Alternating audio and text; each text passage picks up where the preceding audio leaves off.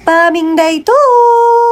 Naimbag nga aldaw, kada kayo amin mga mare at pare. Ngayong araw nga, maghahanap tayo ng ulam sa paligid. At yun, may nakita akong bagbag kong dito sa malapit sa babuyan mga mare. Alam mo ba na ang bagbag kong ay isang ligaw na halamang tumutubo sa mga damuhan? At bukiring at kung saan-saan mga mare. Pwedeng kainin tong murang daon at usbong nitong bilang gulay. Etong kinukuha kong mga mare, yung mga bulaklak lang niya mga mare dahil masarap itong bagoongan at kamatis, sibuyas o iba pang sangkap. At nag-clearing din sila dito sa side ng bahay nila Donters mga mare. At may nakita kami ulit na bagbag kong grabe, napakadami nga nito. Pinag-uusapan nga namin dyan na masarap na isagpaw sa balatong ton. Ay na, nag-imasar. O diba, hindi mo akalaing mauulam pala to. At pumitas na din ako ng sabong ng karabasa mga mare. Masarap din to sa balato. O diba, aglalaok na sabong anti isagpaw tayo ay anti balato nga, nag-imasar. O diba, hindi lahat ng masarap na gulay ay kailangan bilhin. Minsan, nasa paligid lang natin ang biyayang bigay ng kalikasan. Talagang kahanga-hanga ang biyayang makikita natin sa kalikasan. Hanggang sa muli mga mare, salamat sa panunood. Paalam!